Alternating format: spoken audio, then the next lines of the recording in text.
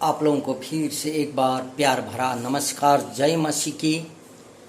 हम लोग लगातार बाइबल अध्ययन निर्गमन की पुस्तक और मोजेस के द्वारा दिया हुआ नियम में लगातार जाएंगे। व्यवस्था क्यों दिया गया है। जब हम लोग व्यवस्था बोलते हैं, लेकिन निर्गमन की पुस्तक अध्ययन करते समय व्यवस्था सभी को टच होता है और सब्जेक्ट में भी। लेकिन हम थोड़ा सा पार्ट 2 में अभी आए हैं। बाइबल में व्यवस्था का अर्थ ज़्यादातर यहूदी व्यवस्था है। यहूदी व्यवस्था का मुख्य भाग 10 आज्ञा है, जो आज्ञा परमेश्वर ने पत्थर का पाठ में लिख कर दिए थे। परमेश्वर ने यहूदियों के लिए और बहुत विधि विधान भी मूसा को दिए थे। मेरे प्रियो, जो निर्गमन, लैल व्यवस्था, गिनती और व्यवस्था का विवरण भी उल्लेख है। इसलिए जब हम लोग निर्गमन की पुस्तक अकेला पढ़ते हैं तो व्यवस्था थोड़ा कम पड़ जाता है। यहूदियों का मानने वाला लगभग 6 से ऐसे विधियां हैं। यहूदी लोगों ने मानने वाला 6 से ऐसे विधियां हैं। ये सभी को जोड़कर व्यवस्था कहा जाता है। कभी कभी पुराना नियम में पहला 5 पुस्तकों को भी व्यवस्था का पुस्तक अर्थात मूसा का व्यवस्था कहा जाता है। इसलिए मैंने भी लॉ ऑफ मोजेस बोले थे। यहूदियों का विचार इस सारा विधि विधान पालन करने से उद्धार मिलता है, यही था। लेकिन नया नियम के अनुसार पूरा व्यवस्था कोई भी पालन कर नहीं सकता।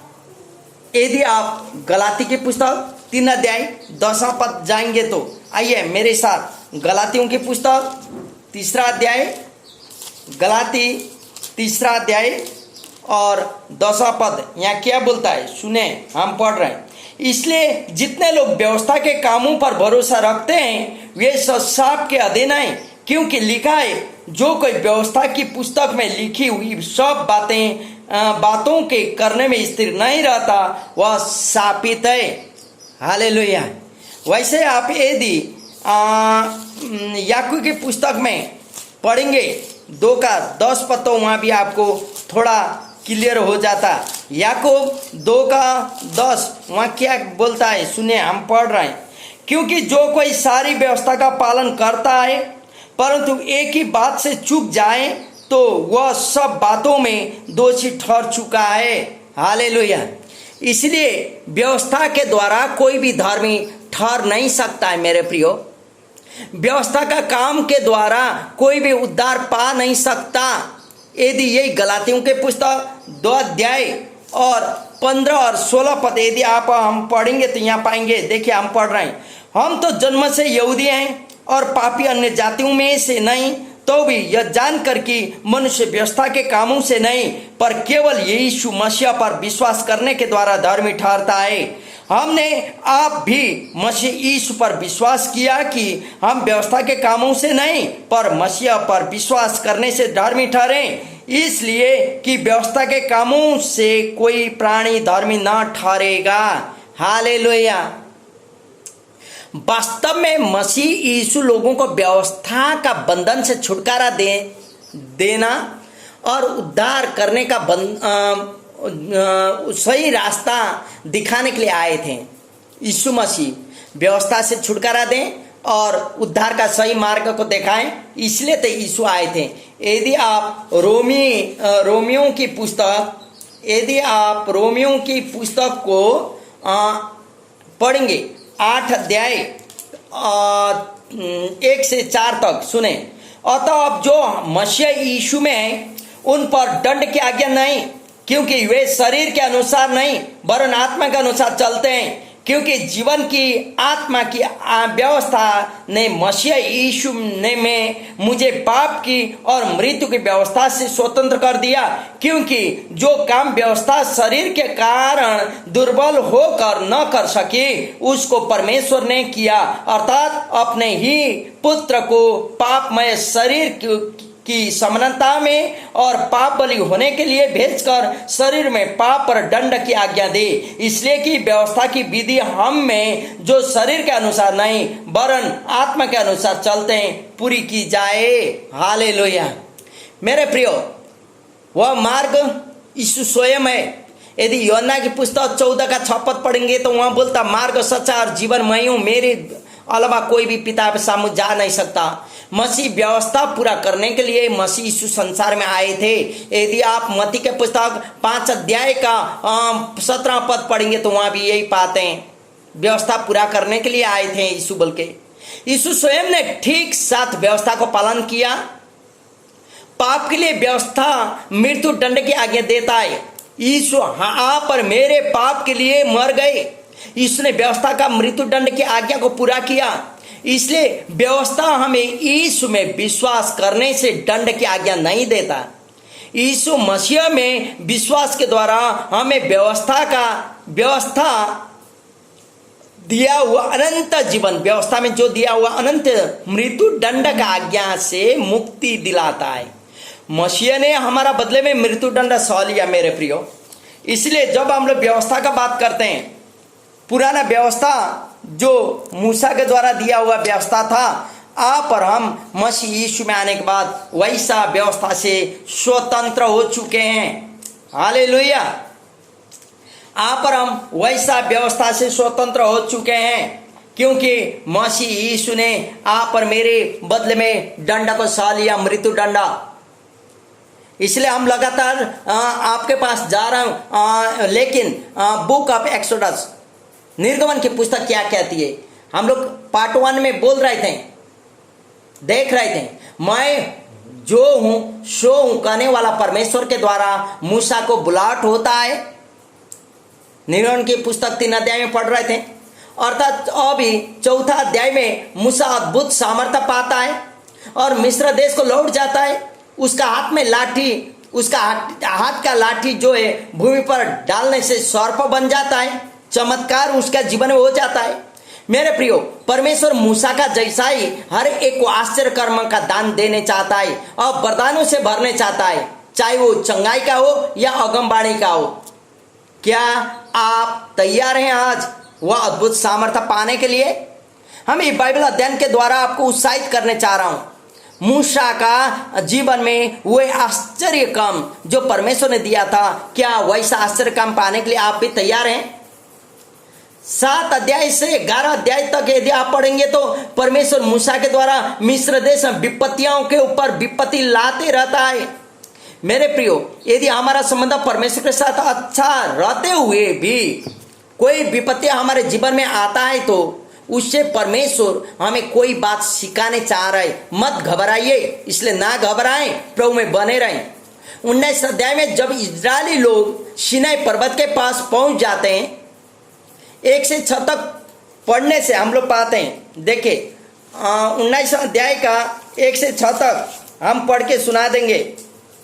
इस्राएलियों को मिस्र देश से निकलते हुए जिस दिन 3 महीने बीतते उसी दिन वे सीनाई के जंगल में आए, और जब ये रपीदीम से कुछ करके सीनाई के जंगल में आए तब, हालेलुया,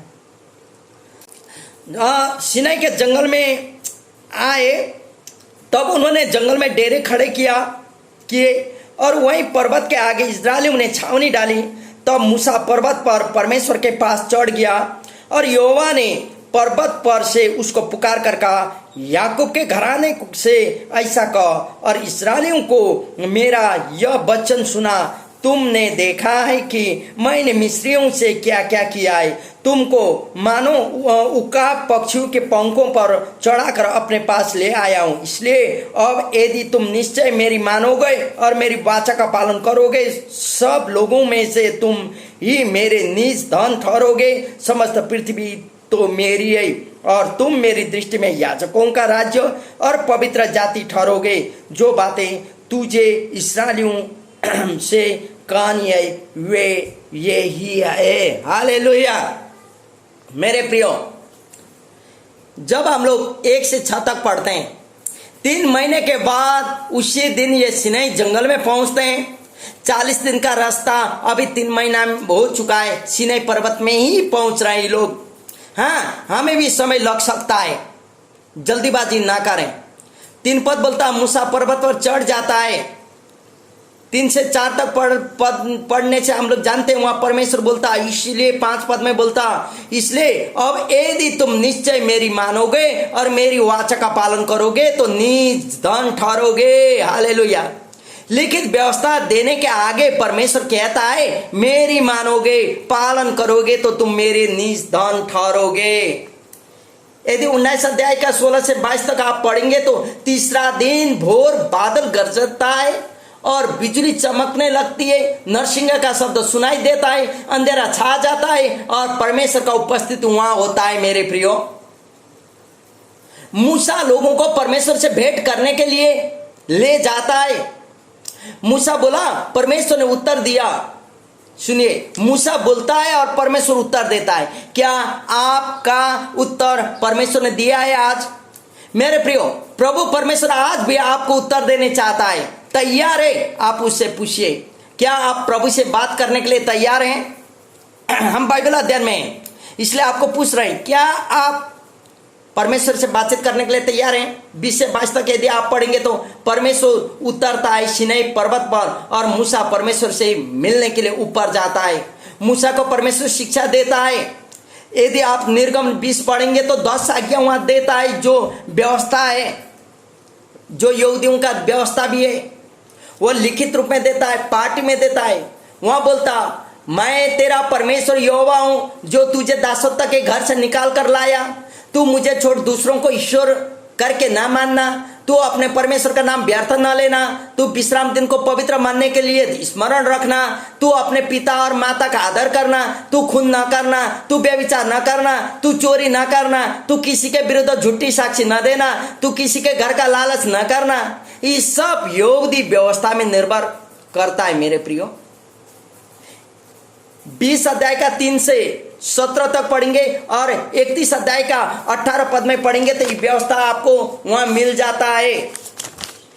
लेकिन जब हम लोग निर्गमन की पुस्तक यदि हम लोग ऐसा देखेंगे तो बहुत लिंगी होगा, बहुत लंबा होगा, इसलिए हम लोग छोटकरी में जाने चाह रहे हैं। और यदि छोटकरी में जाने से निर्गमन की पुस्तक को हम लोग सर छोटकरी में देखना होगा। निर्गमन के पुस्तक में जब हम 20 अध्याय से आगे बढ़ते हैं और भी विधि विधान और परमेश्वर का आराधना कैसे करना चाहिए वह बताया हुआ है। मेरे प्रियो, परमेश्वर और भी विधि विधान देता है और परमेश्वर का आराधना कैसे करना है वो भी वहां सिखाता है, यही निर्गमन की पुस्तक में। इसके अलावा निर्गमन की पुस्तक में परमेश्वर अपना लोगों को वास्ता और फिक्री करता है। यह मुख्य बात, इसका मुख्य रूप में उल्लेख है। जैसे आप 2 अध्याय का 24 पद पढ़ेंगे, 3 अध्याय का 5 से 15 तक पढ़ेंगे, यानी 6 अध्याय का 2 से 8 तक पढ़ेंगे, 19 अध्याय का 3 से 8 पढ़ेंगे तो वहां आपको मिलेगा। मेरे प्रियो, निर्गमन की पुस्तक जब आप अध्ययन करेंगे सारा चीज आपको वहीं मिलता है। पहला तक व्यवस्था बोलने से इजरायली लोगों का जब याकूब का मिस्र में पूरा 12 गोत्रों के साथ यात्रा होना और वहां से फिर मूसा के द्वारा लेके आना, वही में निर्भर है। व्यवस्था में यहूदी लोगों का हम कह चुके हैं 600 से ज्यादा विधि विधान है, उस सारा पालन करने से ही होता। और जब हम लोग मूसा का व्यवस्था कहते हैं तो बहुत लंबा है, इसलिए मैं आपको संक्षिप्त में यह कहना चाहता हूँ। निर्गमन की पुस्तक ही नहीं, पहला 5 पुस्तक उत्पत्ति, निर्गमन, लैल व्यवस्था, गिनती और व्यवस्था विवरण, यदि आप पूरा पढ़ेंगे आपको मालूम चलता है कि परमेश्वर का व्यवस्था क्या है, मूसा का व्यवस्था क्या है। परमेश्वर आपको आशीष दे। हम आशा करता हूं निर्गमन की पुस्तक आप जरूर पढ़ेंगे और समझ पाएंगे। प्रभु का अनुग्रह आप पर मेरे जीवन में बहुत ऐसे हो। परमेश्वर आशीष दे। जय मसीह।